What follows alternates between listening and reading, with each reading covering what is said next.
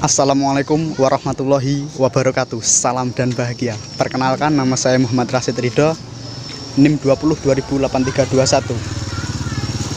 Saya mahasiswa dari Program Studi Manajemen Fakultas Ekonomi Universitas Sarjana Wiyata Taman Siswa. Di sini saya akan mewawancarai salah satu narasumber, owner dari kedai kopi Mas Bet. Tidak perlu lama-lama lagi, langsung saja kita masuk ke dalam.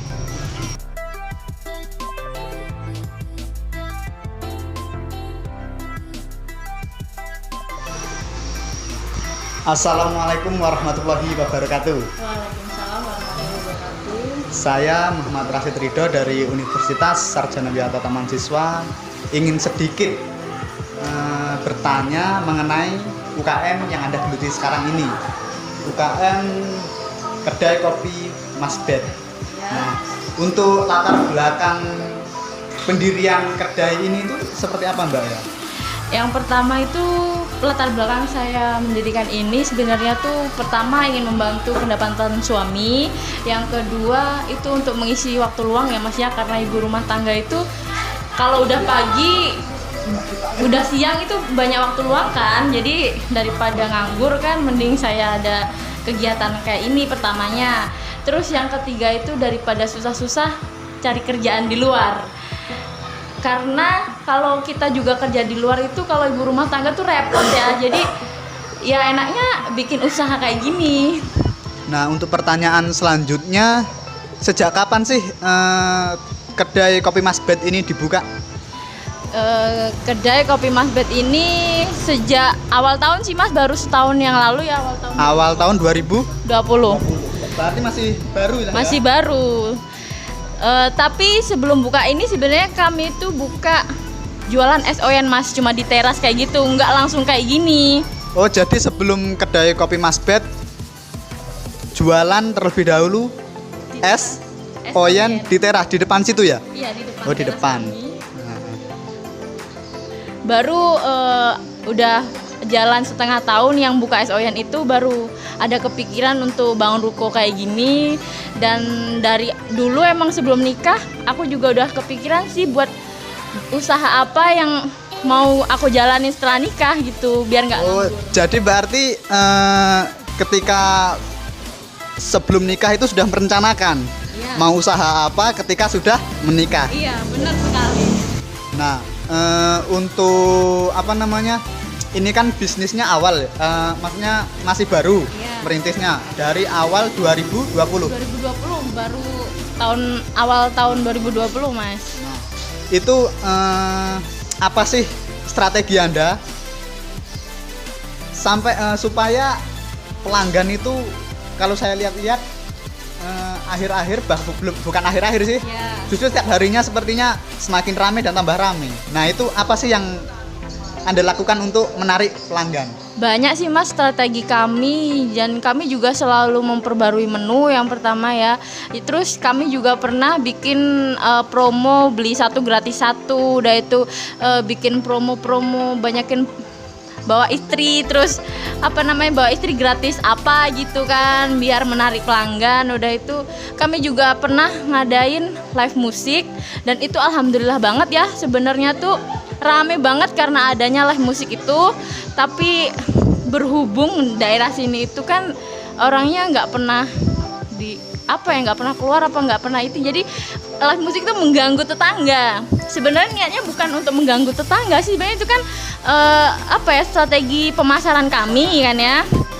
Jadi berhubung mengganggu tetangga, jadi kami stopin yang live musik, dan sesudah di stop itu berkurang banget Mas omsetnya. Pengunjung juga berkurang, yang datang tuh berkurang. Jadi kami tuh harus mikir lagi gimana caranya biar pengunjung itu tetap kesini, tetap ada yang dan alhamdulillah kami ada wifi, jadi sampai sekarang ya tetap bertahan Mas. Yang ya gitu. Untuk penargetan Anda itu dari kalangan mana saja ya? Apakah anak-anak, remaja, atau sampai dewasa yang sudah menikah gitu? Oh iya, sebenarnya target kami itu awal buka itu anak-anak remaja ya yang pertama, karena mereka itu daripada main-main di tempat yang nggak tahu di mana kan, mending mereka tuh nongkrong di sini yang tempatnya tuh udah ya disediain. iya udah disediain minuman, makanan semua harganya kan terjangkau, jadi anak-anak remaja itu banyak yang bisa ngebeli gitu. Untuk menu di kedai Mas Bet ini apakah cuman menyediakan kopi atau makanan lainnya gitu? Banyak ya Mas, kalau menu itu kami banyak, dan yang kalau menurut saya yang paling terfavorit di sini tuh yang paling laris itu cappuccino, kayaknya es cappuccino. Jadi nggak cuma kopi ya, banyak menu minuman lain dan makanan juga banyak. Yang pertama itu ya cappuccino, itu yang paling Paling laris lah. paling laris ya. Nah, tunggu dulu Mbak. Nah, untuk menu yang ada di sini, minuman dan makanan yang paling favorit sering dipesan pelanggan pengunjung itu apa saja Mbak? Kalau untuk minuman itu ada es cappuccino ya Mas. Cappuccino itu tadi, Mbak. Itu kalau sehari bisa hampir 50 cup Mas. 50 Buat per harinya. iya, buat cappuccinonya aja itu ya. Terus kalau makanan itu yang paling banyak paling cemilan kayak sosis bakar, bakso bakar, itu kan semua remaja kayaknya bisa beli, terus semuanya juga pada suka ya gitu. Nah, pertanyaan selanjutnya Mbak, untuk pelanggan itu biasanya ramai datang itu di waktu kapan Mbak ya? Oh, kalau yang pengunjung ya, kalau biasanya itu kalau pagi itu jam-jam 9, jam 10 ya Mas, karena banyak anak pulang sekolah, dia tuh kan pulang sekolah mampir ke sini, nggak tahu kenapa mampir ke sini. Udah itu jam 3 sore itu banyak juga yang datang, ya itu remaja-remaja itu yang datang. Kalau ramenya tuh puncaknya tuh jam 8 malam Mas. Oh, jadi puncak dari keramaian kedai kopi Mas Bet ini justru malah malam ya. Malam itu dari kalangan anak-anak, remaja atau orang tua juga ada berkunjung di kedai ini? Itu kebanyakan remaja, terus iya remaja sih, itu laki-laki bujang semua, maksudnya laki-laki semua, ceweknya tuh jarang. Jadi rata-rata yang datang ke sini tuh kalau malam laki-laki. Jadi malah seperti tempat nongkrongnya laki-laki Iya. pindah ke sini. Untuk penghasilannya Mbak, dalam 1 minggu itu kedai Mas Bet itu bisa menghasilkan berapa Mbak? Kalau seminggu ya itu rata-rata omsetnya 3 juta Mas. 3 juta. Iya, itu dalam seminggu. Itu cuman penghasilan kotor aja tapi ya.